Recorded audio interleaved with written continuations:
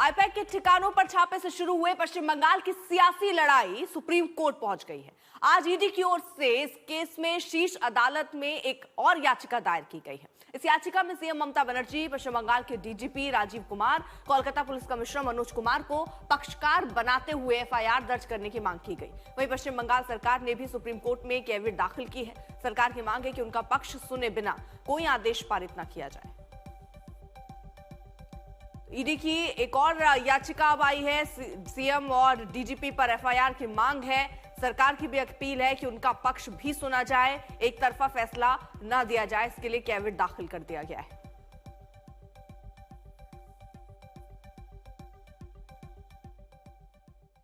पश्चिम बंगाल में ईडी के छापों से शुरू हुई सियासी लड़ाई तेज हो गई है। ममता मोर्चे पर डटी हैं, एक्शन के खिलाफ सड़क पर उतर चुकी हैं और ये लड़ाई अब सुप्रीम कोर्ट तक पहुंच गई है। साफ है कि विधानसभा चुनाव से पहले एजेंसी के दुरुपयोग का आरोप अब पश्चिम बंगाल की राजनीति के केंद्र में है।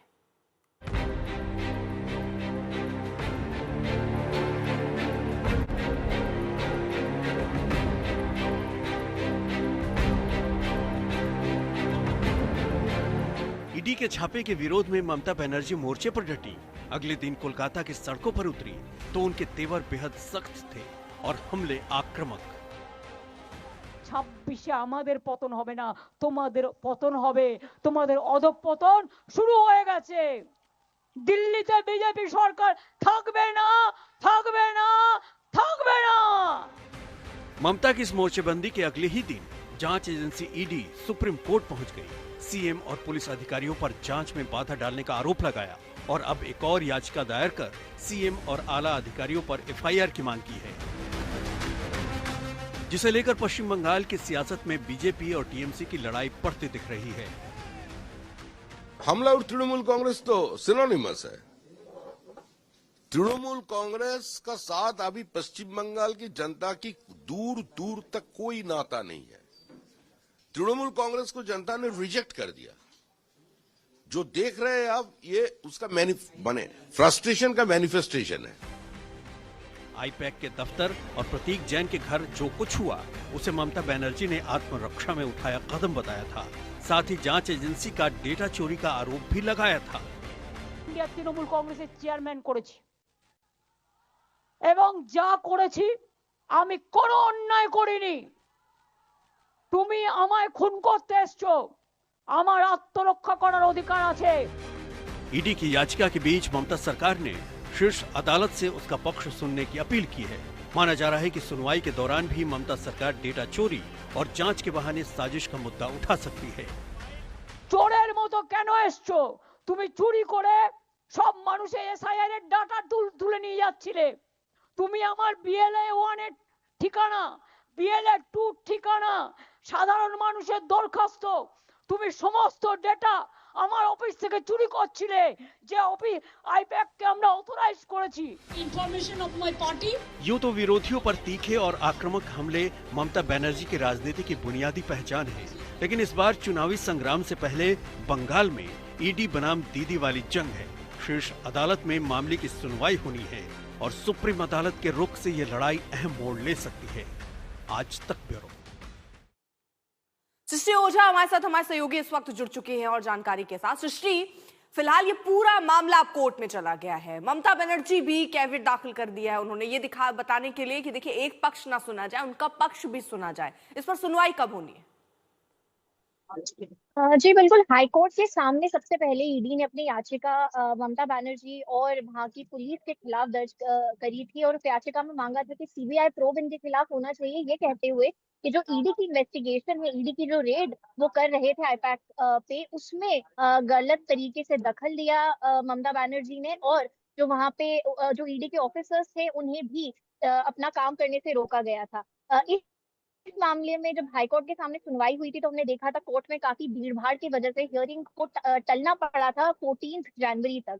अब सुप्रीम कोर्ट के सामने ईडी ने यह दावा किया है कि हाई कोर्ट के सामने प्रोसीडिंग्स को टालने में टीएमसी के सपोर्टर्स का हाथ था ईडी का कहना है कि व्हाट्सएप ग्रुप पे टीएमसी के सपोर्टर्स ने पूरा प्लान बनाया था कि किस तरीके से वो भीड़ भाड़ ऑर्गेनाइज की जाए और हाईकोर्ट की जो प्रक्रिया है वो टल सके। उनका ये भी कहना है कि CM chief minister Mamata Banerjee और डीजीपी गलत तरीके से वहां उनकी सर्चेस के दौरान उस घर में घुसे थे और उनकी सर्चेस को डिस्टर्ब करने की कोशिश की गई थी। ना सिर्फ ये, 100 से ज्यादा पुलिस अफसरों के साथ सीएम प्रतीक जैन के घर में घुसी और जबरदस्ती ईडी ने जो भी दस्तावेज, लैपटॉप्स और मोबाइल सीज किए थे उन्हें वहां से निकाल के ले गए। ये ईडी का दावा है सुप्रीम कोर्ट के सामने। ये दावे करते हुए ईडी ने सुप्रीम कोर्ट से मांग करी है कि एक सीबीआई एफआईआर करे और इन्वेस्टिगेट करे इस केस को। जिस तरीके से वेस्ट बंगाल की चीफ मिनिस्टर, डीजीपी और पुलिस कमिश्नर ने उनकी इन्वेस्टिगेशन को ऑब्स्ट्रक्ट किया, इन्वेस्टिगेशन को रोकने की कोशिश करी, इसमें सीबीआई की एफआईआर और प्रोब की मांग अब ईडी ने करी है। चलिए, बहुत बहुत शुक्रिया आपका तमाम जानकारी के लिए। अब खबर पश्चिम बंगाल की सियासत की, जहां 8 जनवरी को हुई ईडी की रेड को लेकर सियासी हलचल जारी है। बीजेपी ने ममता बनर्जी पर ईडी की कार्रवाई में दखल का आरोप लगाकर हमले तेज कर दिया, तो ममता की पार्टी ने भी बीजेपी पर पलटवार किया। उधर दूसरा सियासी मुद्दा शुवेंदु अधिकारी पर कथित हमले को लेकर है। तो बंगाल की सियासत की तीसरी बड़ी खबर अभिषेक बनर्जी की यात्रा को लेकर है। वो आज कोलकाता में मार्च करने वाले हैं।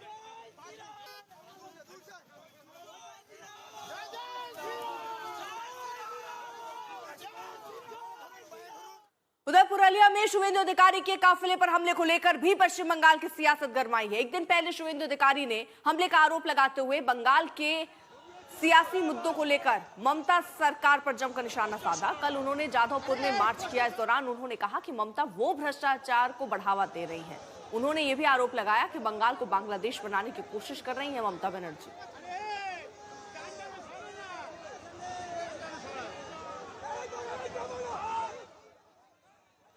शुवेंदु अधिकारी ने ममता बनर्जी पर कई गंभीर आरोप लगाए। उनसे बात की आज तक संवाददाता अनुपम मिश्र ने। ममता बनर्जी ने भी उसी जगह से रैली की थी, आपने भी उसी जगह से रैली की, क्या अंतर देखा? बीजेपी का रैली था, चोर के खिलाफ रैली था। ममता बनर्जी गैर कानूनी काम किया, कानून को हाथ में उठाया, संविधान को तोड़ा, आईपीएस ऑफिसर को लेकर फाइल स्नैच किया, इलेक्ट्रॉनिक डिवाइस चोरी की। इसलिए इस तरीके से हरकत करने से कानून में जो प्राविधान है वो ममता बनर्जी को क्यों नहीं, उनके ऊपर चार्ज नहीं होती, क्यों अरेस्ट नहीं हो रहा है, आईपीएस लोग के खिलाफ कार्रवाई नहीं, जिसका कानून तो बराबर है, सबके लिए बराबर है।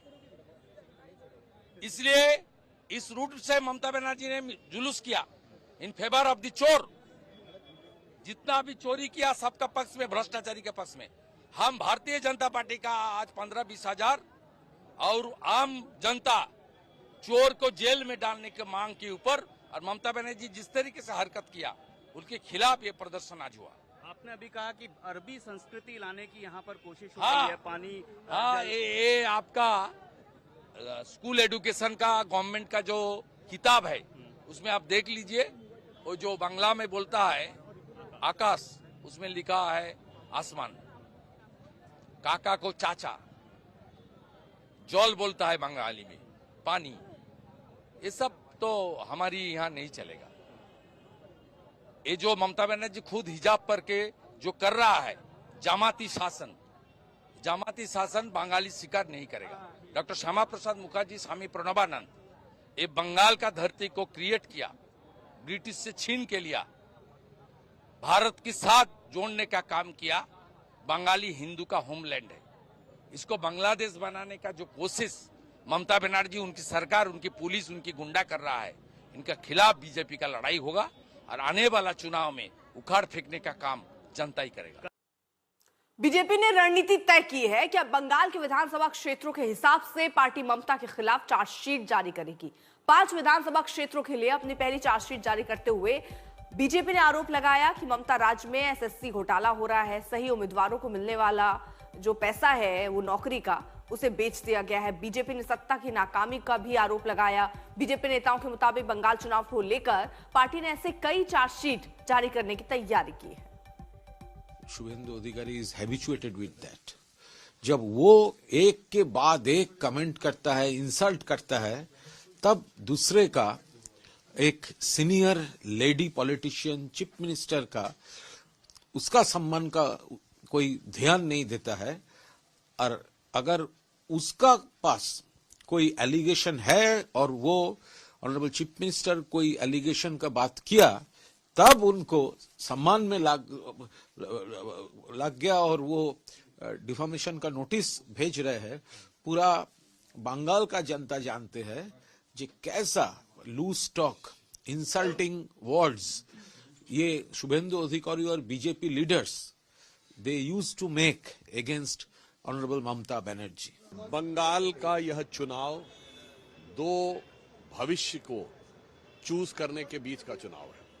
एक कि बंगाल के कुछ इलाकों को प्रैक्टिकली बांग्लादेश बनना है, या बंगाल को 21वीं सेंचुरी में, इस अमृत काल में विकसित भारत के स्वर्णिम युग की तरफ आगे बढ़ना है। ये दो विकल्प आज साथ में हैं। इसलिए हम ये कहना चाहते हैं कि जो कुछ भी बंगाल में हो रहा है, ये वो महान भूमि है जहां से वंदे मातरम भी निकला और जनगण मन भी निकला। प्रॉब्लम क्या है कि पश्चिम बंगाल की सरकार इस कदर करप्शन में है, पार्थो चटर्जी के यहाँ और उनके जो साथियों के यहाँ जिस प्रकार से कैश बरामद हुआ, और ममता बनर्जी जी ने ईडी की रेड में जिस प्रकार की घबराहट दिखाई है, never in the history of India, Bharat में हमने कभी नहीं सोचा होगा। चीफ मिनिस्टर खुद गई, she didn't rely on her police, she didn't rely on her staff, उन्होंने अपने हाथ में खुद ली फाइल। ये दिखाता है कि उस हरे रंग की फाइल में पता नहीं कौन से राज हैं